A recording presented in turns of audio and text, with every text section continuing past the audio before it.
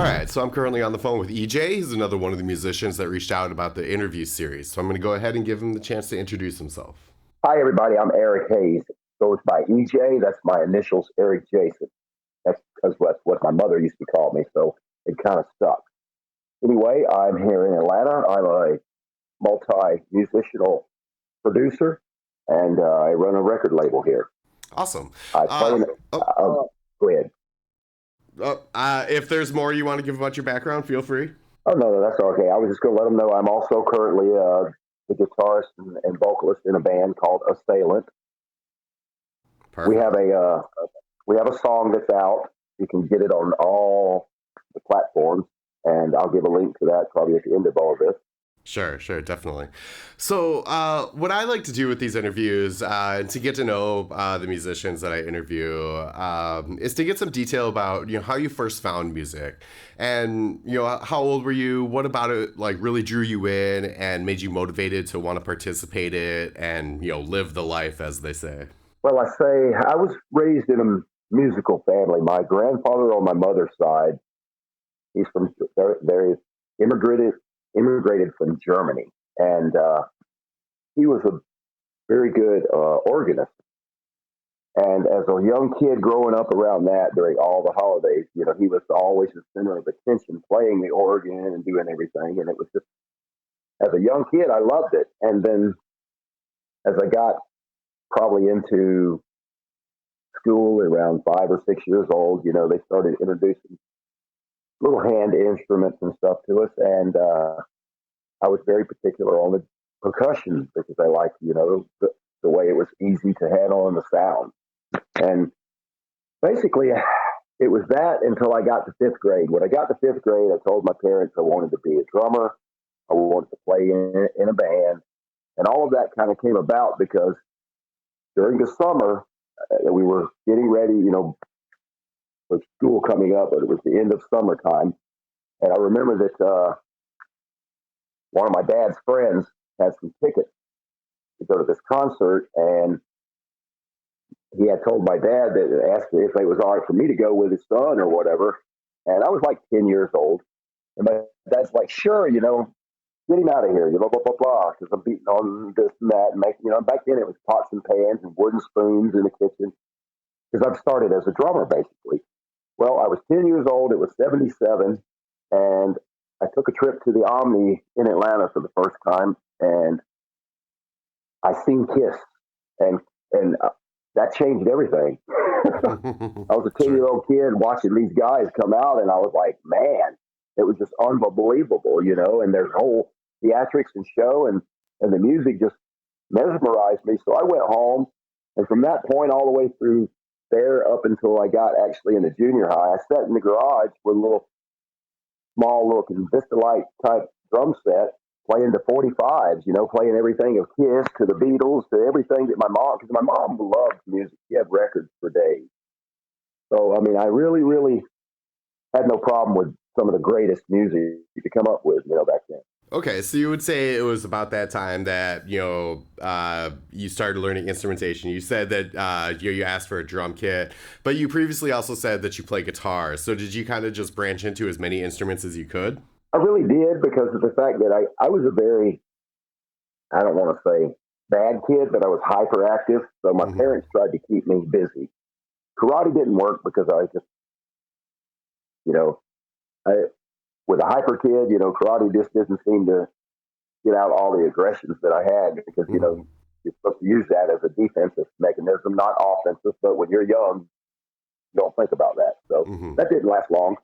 And the music program seemed to be the one thing that kept my attention. And my parents knew that I liked it enough so I would really do good in school so I could stay in that program, So it was kind of like motivation for me to do something to be rewarded. And at the same time, as far as the guitar, I already had a guitar at the house, but I really didn't know much how to play it. It's just it made noise. And then when I actually started getting into learning how to read drum music in fifth grade, we had the Mathis, I think it was Mathis Red Book. It was the first book we ever got for, band in school. And started learning how to do that, and then I'd go home and my mom, like I said, she loved music, to play guitar, so she would just show me these chords on the guitar. One time I'm learning C, I'm G, E. By the time I'm probably 12, I've learned all of this, and I've incorporated that, playing organ with my grandfather, and the percussion stuff that I started learning. So I kept myself really busy, and before I knew it, I kind of was just like a one man band.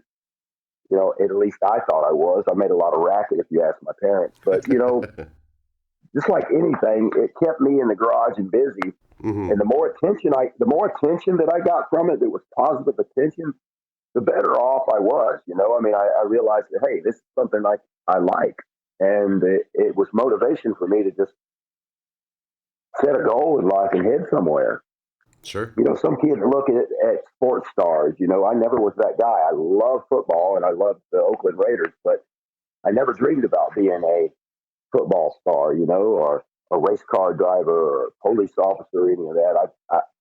I didn't even have anything in clue what I wanted to do until I was 10. And then that Kiss concert, it was like, I'm 53 now, and ever since I've been 10, that's all I wanted to do was play music and be involved in music. And honestly, throughout my life, I've done that.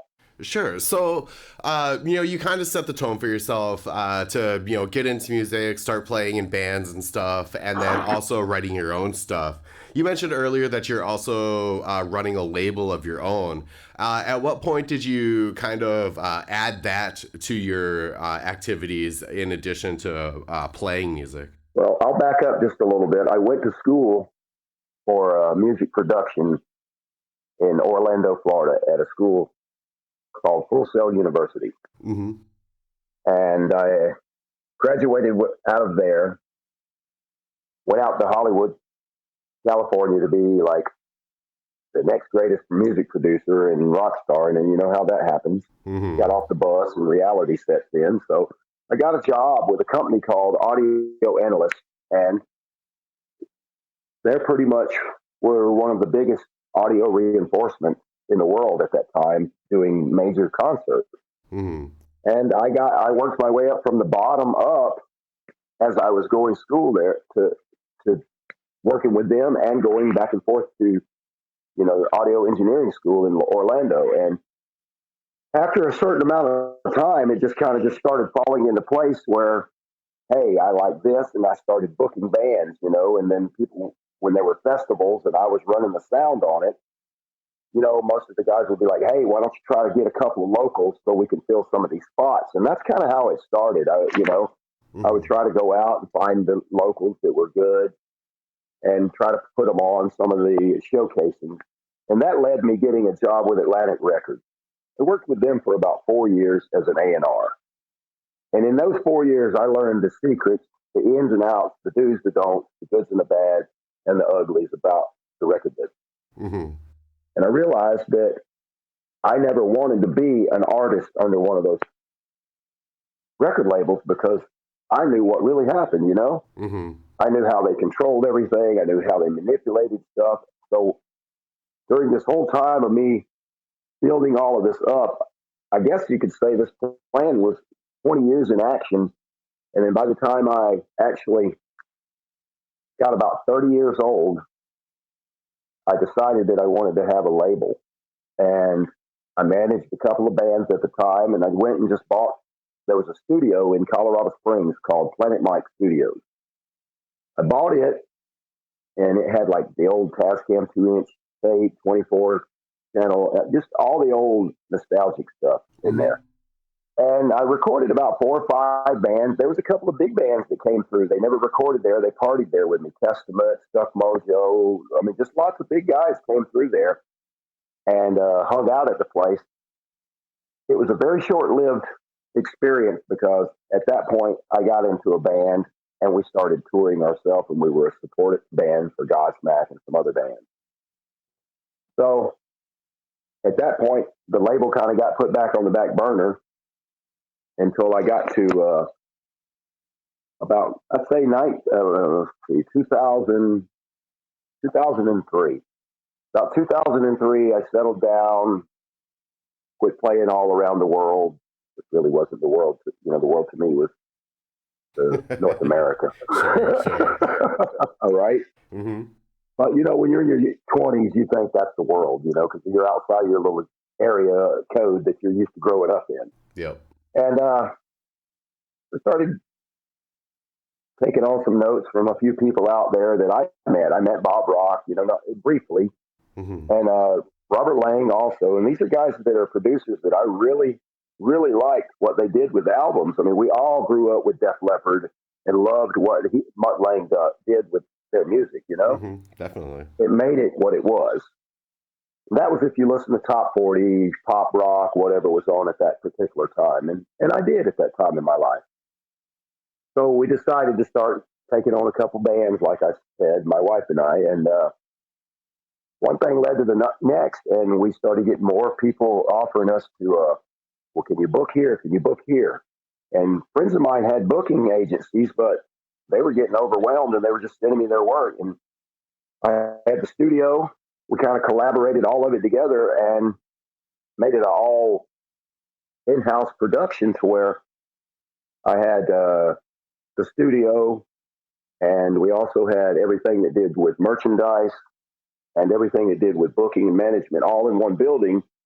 And because of all these people worked with me throughout other companies, and we just all collaborated together probably around 2003 or 4. Mm-hmm. It came together, and then Red Dirt Records was born. And it did pretty good. We've put out about 15 albums in the last 5 years. I mean, for a nobody's small label, we did pretty good. We've sold probably around 30,000 units. Yeah, that's in great. In the first 3 years. We've actually surpassed that already, but in the first 3 years, that's not bad. 10,000 units a year, wasn't bad off of 2 bands. Yeah, that's really good. It was awesome. And so I took that, ran with it. We moved it to Atlanta because in 2013, because I slowly watched the music scene and the movie scene leave Hollywood and go to Atlanta. Sure. So I headed right there behind it, and that's where I've been ever since. Awesome. So I imagine you're still running the studio now, and you're still kind of working on your solo projects and then working with other bands as well. Absolutely. There's some great bands in the Atlanta area. Right now, there's a band that I want to give a shout out to. Their name's Deceiving Eve. I just went and checked them out at the Masquerade. That's one of our clubs here in Atlanta. Mm-hmm. I checked them out this Saturday night, and those guys are really good. They're an up-and-coming band, and they're down to earth. I hung out with them, they're a metal band, but when you hang out with people and meet them prior to hearing their music and all, you get a different experience. You get to really see who they are versus the image that the band puts off. Sure, definitely. And these guys were really awesome guys, and you don't see that a lot. A lot of the times I see egos. And as a record label executive, I try to look away from the egos because those people you can't manage. Right. Awesome. I'm looking for the people who want to put their hard-earned work into it and get somewhere with what they do with it, not have somebody put a whole bunch of money behind them and then go into debt, Right, exactly. And then, you're both kind of at a loss because they've lost all their money and you've put all your work into them. Absolutely. So what we do is we do our homework and we research and make sure that I find somebody that's already has a good following. They have a great demeanor. The biggest thing that I tell people is on social media, stay off of social media with your politics and your religious beliefs if you want to have a band, because that kills you. Yeah, especially in today's climate. Absolutely. In today's society, that is just no good.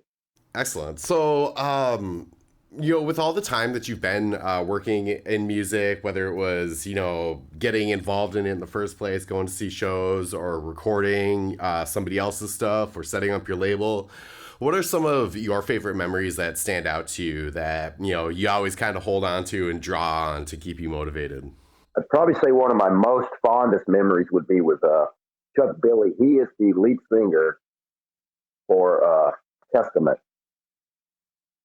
And this guy, if you've ever, you know who Testament is, correct? Mm-hmm. Okay, well, he's a big fellow. He's a big Indian guy. And you'd think that like I said earlier, you have an image of people, Mm-hmm. and then if you ever get to meet them, sometimes they're not that same type of person because music is just something that's out there for subjective material.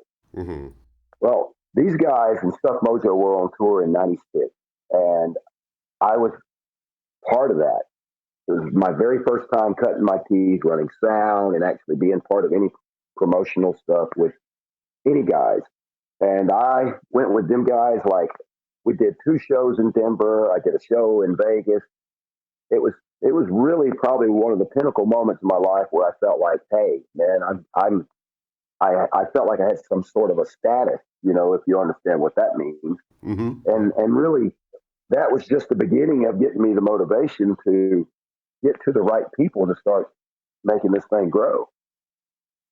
But that moment was awesome. I mean, we went around to. You would think that guys like that, you hear stories, and I'm not trying to throw any of them under the bus because a lot of people party, but these guys were Sure. professional. We went to places like the sauna room, or they wanted to go work out, or they wanted to do shopping and things that you wouldn't think that rock stars do because people obviously think that rock stars aren't normal, but they are. They are just like you, just like me. They have a life. Mm-hmm. They're just elevated on a platform. That's it. Sure, definitely. So you mentioned putting out some plugs and where people can find your stuff. So what are your social medias and for your band and also your label and everything? Where can people find your stuff? Everything of mine can be found pretty much. All my links would be on my Facebook page, and that's going to be www.facebook.com/Red Dirt Records. And that's one word, Red Dirt Records. And if you go to that link, that'll send you to my band Assailants page. It also has links to the Red Dirt Records page and website. All of our music can be on Spotify, iTunes, Google, Louder Play, YouTube Music. I mean, we're out there. Perfect.